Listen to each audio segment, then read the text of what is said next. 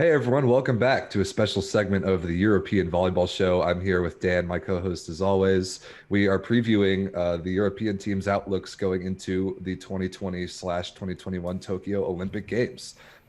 Olympic volleyball is right around the corner, Dan.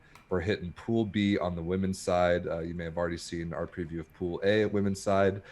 This is a very European heavy pool that I'm very excited to get into because a lot of wild cards in this pool. We don't really have a clue how this is going to go, and that makes it really exciting.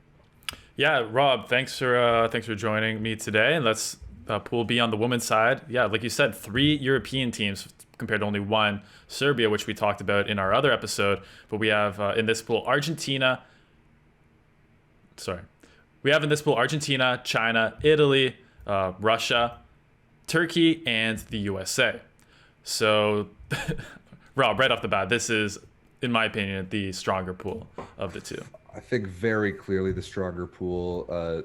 I think the USA are, everyone can agree, and even myself, trying to be unbiased, but USA are the favorites to win this tournament. Says the guy with the team the Team USA shirt on the show. Don't know what you're talking about, but I think the USA is probably the most complete team of the tournament. China, very, very real podium threats as well. Then you have three very good European teams. Russia, first of all, worth noting, competing as the ROC this Olympics, the Russian Olympic Committee, but I think we'll just continue to refer to them as Russia just for... Yeah, but if you're reading the websites or you're following along and you see ROC and you're a little confused, it's Russia. People will get used to it as we go through these Olympics because yes, they will. This is a little bit weird. That's okay. Yeah, it's the team usually referred to as Russia. Formerly, yeah. All right, Rob, where do you want to start here? Which of our European teams will be our first victim to pick apart? Let's start with Russia. We might as well start with Russia. Sure. I think the biggest takeaway for Russia is that this is not quite the same Russian women's teams that was winning European championships earlier this decade. Yeah, so Russia 2013, 2015 won the European Championships. So they're basically the Serbia of the first part of the decade, fifth place in both London and in Rio. So didn't quite make the podium there. But really, Rob, like you mentioned, there's not a lot of holdovers from those teams. And if you've been following the Russian women's volleyball in the last few years, the placements haven't been too high, especially in tournaments like VNL, 8th, 9th World Championships. I think they were 8th as well. And really, the only player that's still around for those legendary Russian teams earlier on in the decade is Natalia Goncharova, which is not a bad player to have around still because she's one of the best opposites that's ever played volleyball. But yeah, unfortunately, the rest of the team around her is maybe not quite the caliber that used to occur. Yeah, and I just don't think we know as much about them, with them not finishing as high in international competition. And in the Russian domestic women's professional league, they will periodically play in Champions League or CEV competitions here and there, and they don't often finish all that high either. I don't remember when the last time a Russian team made it to the quarterfinals of Champions League was. So some of these Russian players who very often stick around and play club domestically, we don't know quite as much about as we used to about the Russian women. And yeah, that comes from a handful of factors, but just trying to hold on to the glory that once was, perhaps. And it's funny that we don't even talk about Goncharova that much anymore because the current crop of superstar opposites are all like 10 years younger than her. Yeah, exactly. She's one of the ones that's still around, still playing at a really high level. And I mean, I think part of the thing with Goncharova, she's basically been the same player for the last 15 years, played for the same club for Dynamo Moscow for 15 years, which is amazing. Great story. Will go down in the Volleyball Hall of Fame, first ballot, without question. For sure. But is she enough at her age to be able to carry this team as it's currently constructed? I don't think so. And Rob, I don't think I see Russia necessarily making it past the group stage here. That's the tough part about this pool, is because obviously in the Olympics, only 4 teams of the 6 make it out to the quarterfinals. And of all pools for Russia to draw in hopes of making it to that point, this is about as tough of a draw as they could have gotten. And starting it off first thing in the Olympics, having to play against Pallegano in Italy, which might be a decent segue to talk about the Italians. Yeah, so the Italians, I mean, another team that we didn't see, like Serbia, we haven't seen at Volleyball Nations League. They sent a younger team, kept their first team to train separately. We'll see. It's a very interesting strategical choice that we saw. Different teams taking different approaches, whether they wanted to use the VNL as kind of an Olympic camp or they thought their time was better spent on their own, maybe focusing on more minute skills, focusing on team blocking, things like that. But we'll see. And maybe for a lot of these Italian players who have been playing, really tough club seasons, as we saw the dominance of the Italian women's clubs teams. Like all these players had really deep runs into the Italian League and Champions League. Sometimes maybe the time off is even better than the time spent honing things in Volleyball Nations League. And one player who definitely deserved that time off, like you said, Paola Eganu, who I was lucky enough to see in person in the Champions League Super Finals, and you can't express in words how absolutely ridiculously dominant she looks when you see her play. It's You're right. There aren't really that many very good words to describe it. We talked about her at length on the European Volleyball show, like the live normal version as we were going through all of Champions League. She's insane. She is my pick for the best player in the world. It's kind of difficult to argue that at this point. You could give that to a few different players, but she is the most like singularly unstoppable player in volleyball. And any team that you put her on will always have a chance. That's my thoughts on this Italian team. But it's interesting comparing this Italian national team to her club team of Conegliano, who won the Champions League. The talent of that Conegliano team was truly elite at every position, truly legitimately elite at every position. And the Italian national team is just barely a step down from that, kind of across the board, with the exception of Eganu and then De Gennaro, the libero. I think past that, there are a little bit of question marks about this Italian team, especially because we haven't seen them in 2 years, like bring their legitimate team to international competition. And we saw the Italian men do exactly the same thing for this year, this VNL. Even though they were hosting it, they didn't bring almost any of the Olympians into the bubble in Rimini. Interesting choice to just work on those minute details, give people the rest that they need, and maybe, I don't know what your take is on this, Dan, to not give away, not show their cards in their hand too early, if you know what I mean. Like, because other teams don't know what they're going to get out of a team like Italy or Serbia this Olympics, maybe that's a good thing for those teams. Maybe they feel confident enough that they can come out and surprise people with the lack of scouting that there's going to be on them, which I know is a huge deal in the Olympics. So maybe there's something to that as well in those strategic choices. I mean, I kind of agree with you that, you can hide things close to your chest a little bit more when you're not playing in something like the VNL where I'm sure even in the VNL, teams aren't going to use the same techniques or in strategies Right. and play styles that they will in the Olympics. But I think you're right. I think there's a few question marks with the Italian team, because I was just pulling up the 2018 World Championships finals. That was Italy versus Serbia, that legendary 5-set match. And it's kind of interesting because probably the big difference of these two teams is a sister sub, Lucia Bassetti for Caterina Bassetti, who Caterina had a fantastic club season.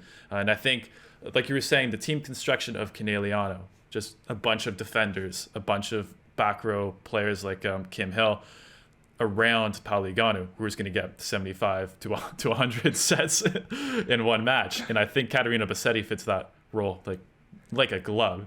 A bit undersized, but the level of defense and reception that she's able to provide, I think, is going to be huge for this team, just like Lucia Bassetti has provided over the years.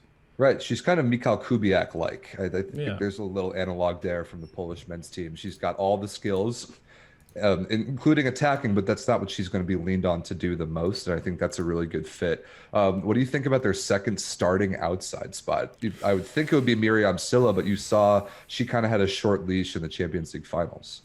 Well, I think you're going to see the same thing. I think it's going to be Sila out there to start. And then if she's not getting it done, then I think you're going to see the young Petrini, which, by the way, congratulations, had a monster club season in Busto Arsizio and now rewarded with an Olympic spot, which is great. And, she's also kind of like Sila, maybe not the best receiver right off the bat, but she's certainly offensive threat. So I think if Sila's not bringing it, then you're going to see a sub pretty fast. And they have an elite libero in Monica De Gennaro, so that really helps. It allows them to be a little more flexible with the rest of their wings. For sure, you can have, maybe a one or two outside hitters who aren't, as skilled, but they have a lot of depth. And I think, like you were saying, the team construction of Conegliano, just a bunch of defenders, a bunch of back row players like Kim Hill around Paola Eganu, who was going to get 75 to 100 sets in one match. And I think if Sila's not bringing it, then you're going to see a sub pretty fast. And they have an elite libero in Monica De Gennaro, so that really helps. elite top level receivers. Well said. All right, Italy, going to be a really good team. But there's one more team we have to get to here, Rob, in Pool B for the women. And that's the team that was the last team qualified for the Olympics. I was lucky enough to be there on the court for that moment, which was really cool to see a team like the level of emotion and the level of significance, even qualifying to the Olympics, brings to the team. And this is Turkey, who I'm sure a lot of the people watching this show, a lot of the fans we have are Turkish volleyball fans, which we love. And let's get into talking about Turkey's chances in Pool B here. So yeah, Turkey, phenomenal story, grabbing the last Olympic spot and then running all the way through VNL to a podium finish at bronze, which was very impressive. I think their strategy there was different than in Italy or a Serbia, where coming into a tournament like the Olympics, where they're all not all that familiar, like with playing at that level, I think the choice to bring most of the Olympic lineup to VNL to get like legitimate competitive experience was a good decision. I would have done exactly the same thing. I think Ebrar Karakurt was a huge like a huge positive story for Turkey. I think she really put herself on the map as a very high level international opposite, and Turkey's kind of going to go in this Olympics as she goes, in my opinion. But that's the question here, Rob. Ebrar Karakurt, like you said, I think one of the top leading scorers of VNL. Looked Yeah. really good out there hitting from positions 1, position 2. But we have to remember the MVP of the Olympic qualification tournament, another player who got Turkey to where they are, Miriam Boss. Right. So we've seen this issue maybe a bit more often on the men's side, where you have two of your best players, and it's usually two opposites, playing on the same team. And this is going to be interesting to see. I'm not sure what they're going to do. Are they going, because we've seen Ebrar Karakurt play outside hitter before, like a Sealer, like some of these other players, not the best receiver, which is why she's playing opposite, and a player who's able to hit that 50 plus set load per game. But really, are we going to see Miriam Boz on the bench? I don't know. It's going to be a tough decisions here for Gudetti. Yeah, very, very difficult decisions. It's such a weird problem to have where you have two unbelievable opposites and only room for one of them on the court unless you switch one of them to the other pin, and then you probably give up some reception. So I think that Turkey might have a lot of moving parts in this Olympics, and kind of unfortunately for them, their first match of the tournament is China, which is not an easy way to start your Olympic journey. So setter Cansu Azbe is obviously internationally elite. I think she's phenomenal. Do you think Jansu's gonna play over Nas? I think it's still gonna be Nas. I still don't know. I'm a This is huge exactly Jansu the fan, thing. but Nas is for me, Nas is she's still playing at such a high level. This is exactly the thing. I don't really know what Turkey's going to do. They have a lot of options, and they needed VNL to get players like Karakurt, like the younger half of the Olympians, up to international competitive speed. So now this couple week window that they've had here recently before going to Tokyo has probably been really important for them. And I'm very curious to see who they're going to put out in the court first. I honestly have no idea how to predict it. Well, I would say the only position that I would lock in 100% is Zara Gunesh and Yes. Ida Erdem as the two middle blocks. Ida Erdem, I mean, she was unbelievable at VNL too. She absolutely dominated. And how old? I think she's 33, 34. That's tough to compete at that level as a middle blocker. So hopefully she's able to keep it going here to the Olympics. And I really like this Turkey team. I think I'm glad they qualified for the Olympics. Yes, Poland has been great as well, and I think they'll have their time in the future. But yeah, this Turkey team I think could legitimately make some noise, as we saw on the men's side with France, which we'll get to later on in another episode. But these last qualification teams coming out of Europe are still absolutely elite and the top contenders as well. Yeah, Europe clearly the most volleyball deep region in the world, as we talk about all the time, and that's a case in point that last chance European team that comes out and grabs a spot, and a very good bet on both sides to make it to the quarterfinals. And I would pick Turkey to do so in this pool. I think they have a slightly better chance than Russia, and I think everybody would agree that the USA and China will make it out. I think Italy will make it out, and I think Turkey will probably be the fourth team in this pool. Yeah, I'm going to agree with you there. USA, Italy, China, Turkey. Seems seems like a fairly safe bet, and no Russia, which is crazy to think that Russia's not going to make it through. But that's volleyball for you. It's the Olympics, man. That's the Olympics. It's the Olympics. Yeah. So Rob, another good episode. We'll do more of these for the men's guys, men's pool A and B. Actually, one of them might be already out, depending on when we decide to release these. Olympics coming up very, very soon. If you want to follow the European teams, you can do so on this YouTube channel. You can do so on our Facebook, European Volleyball. We have podcasts. We have tons of Instagram content, stories, everything you want to support your European teams. We're going to be showing on the CEV channel, so make sure to stay tuned. Rob, thank you once again for joining me on the European Volleyball Show. Thanks, Dan. Happy Olympics. Or I'm joining you. Either way, we're joining each other. All right, bye.